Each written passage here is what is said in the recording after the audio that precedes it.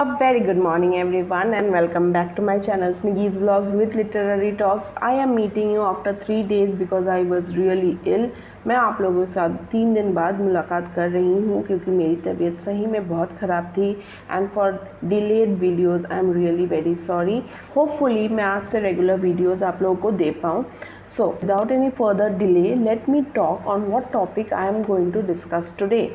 See, most of the time many of you might have thought that I will start the process of learning English language, but then you feel very demotivated and you do not get the time to actually learn the language and you stop learning over there.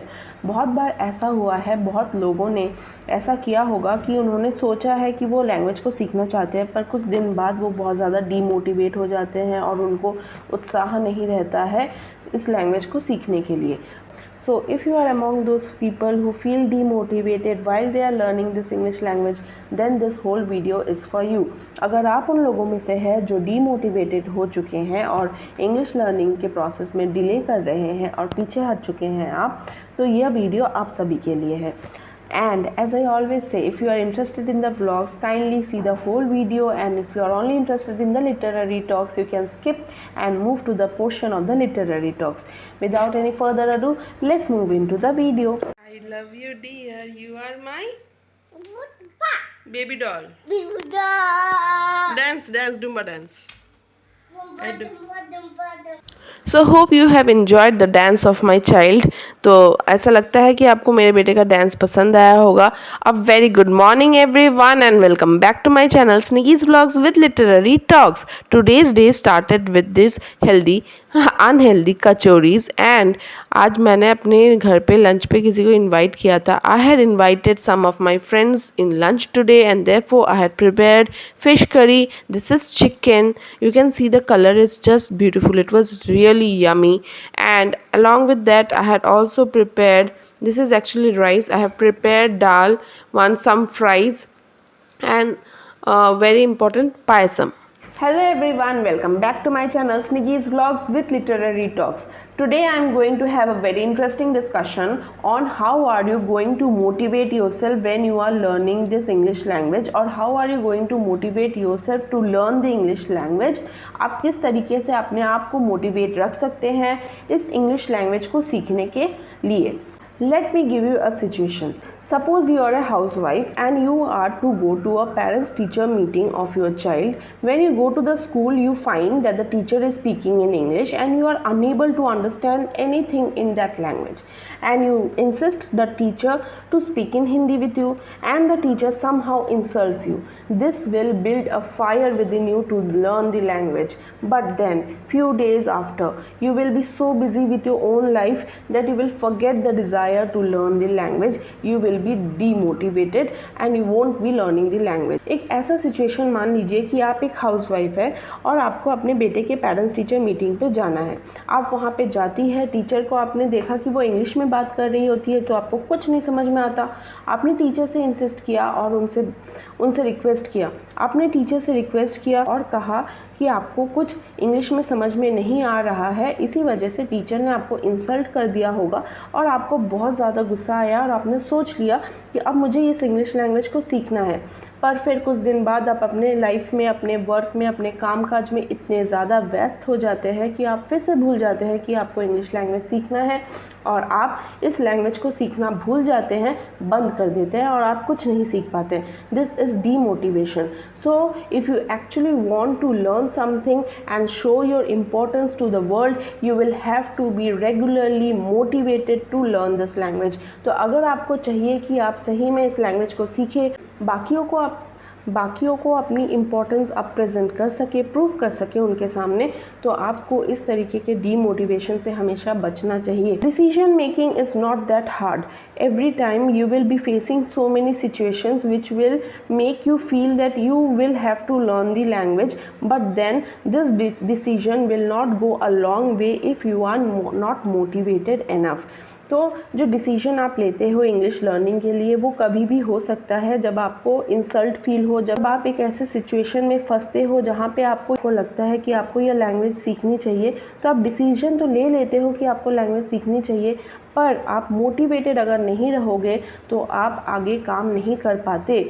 The thing is that decision making is not that tough. Decision making is not that tough when you will find yourself being trapped in such a situation where you will have to take a decision of learning the language. Suppose you are being insulted by someone will help you decide that okay, you will learn the language, but if you are not motivated enough to learn the language, you will never go anywhere and you will stop at that point and you will not be able to learn the language. And therefore motivation is the uttermost important thing which is needed to make you run in this race of learning the language.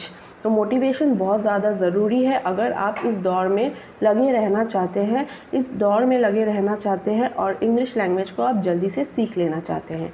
Today in this video I will be providing you few tips by the help of which you can motivate yourself and keep learning this language which will definitely help you to become a very good speaker. Without any delay, let's see the tips. First and the foremost thing, never forget any kind of insult which has been done to you. First and the foremost important thing is that you will have to know the why.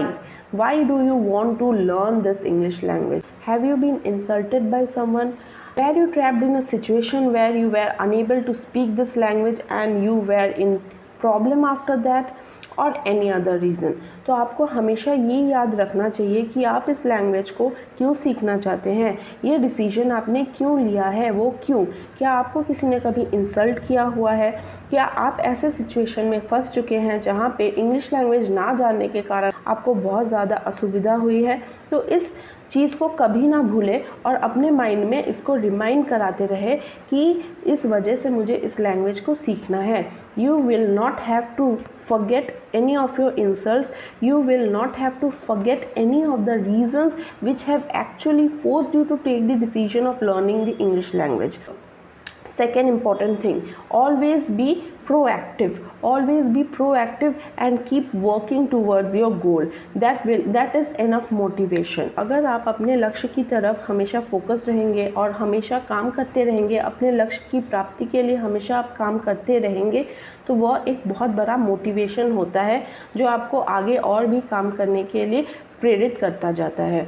This is enough motivation which will actually force you to work more and improve yourself. See, for this you will have to wake up in the morning and make a to-do list with all the targets that you are going to fulfill on a particular day, with the challenges which you are going to fulfill on a particular day, and remember to keep the challenges very small. अगर आप motivated रहना चाहते हैं जो सबसे पहली चीज़ है वो है कि काम करते रहना। आपको काम करते रहना पड़ेगा। इसके लिए आप सुबह उठते ही एक टू डू लिस्ट बना लीजिए, इससे आप अपने लक्ष्य को कभी नहीं भूलते हैं और आप काम करते जाते हैं। जितना आप काम करते जाएंगे उतना ज़्यादा आप मोटिवेटेड रहेंगे इस काम को करने के लिए और अपने स्पोकन इंग्लिश को सुधारने के लिए। And the third most important thing is stop comparing yourself with anyone else who is speaking much better than you. अगर आप इंग्लिश लैंग्वेज को सीखना चाहते हैं तो आपको पहले सीखना है, पहले कंपेयर नहीं करना है कि उसने बहुत अच्छा बोल लिया, तो वो करना बंद कर दीजिए। अगर आप अपने आप को किसी और से कंपेयर कर रहे हैं इंग्लिश लैंग्वेज को सीखने से पहले, तब आप बहुत गलत कर रहे हैं। If you are comparing yourself with someone और with any native speaker who is speaking in this language, you are doing very wrong, because this comparison will actually create a kind of demotivation within you and you will never be able to learn the language. इस तरीके के comparison आप लोगों को demotivate करता है और आप कभी भी कुछ नहीं सीख पाएंगे। So stop doing this, stop making any kind of comparison with other. You are a learner, you start learning, you will definitely reach to a point where you will be able to speak in a very proper manner. Learner हो, आप अपनी learning को continue रखिए तो आप ज़रूर उस position पे पहुंचोगे जब आप बहुत अच्छा बोलने लगोगे and you will be a successful speaker. तो stop comparing yourself. Yes, The fourth important thing to stay motivated is learn in a very different manner and give yourself more and more challenges. अगर आप जल्दी से सीखना चाहते हैं तो ये आपके लिए बहुत ज़्यादा ज़रूरी है कि आप एक ही बोरिंग तरीके से ना सीखें, अपने आप को रेगुलरली चैलेंज करें, कुछ चैलेंजेस फेस कीजिए और अलग अलग तरीके से सीखने की कोशिश कीजिए. So today's video is still here. For more interesting videos, stay connected and do subscribe to my channel. आज का वीडियो यहीं तक के लिए है. और ज़्यादा इंटरेस्टिंग वीडियोस के लिए मेरे चैनल को प्लीज़ सब्सक्राइब कीजिए. At the end of the vlog, I would like to say a big thank you to few of my commenters who have actually commented and motivated me a lot. इस video के and में मैं अपने कुछ viewers को thank you बोलना चाहती हूँ जिन्होंने मेरे को बहुत अच्छे अच्छे कमेंट किए हैं और इससे मुझे मोटिवेशन मिला है और भी अच्छे से काम करने के लिए. Till then, good bye.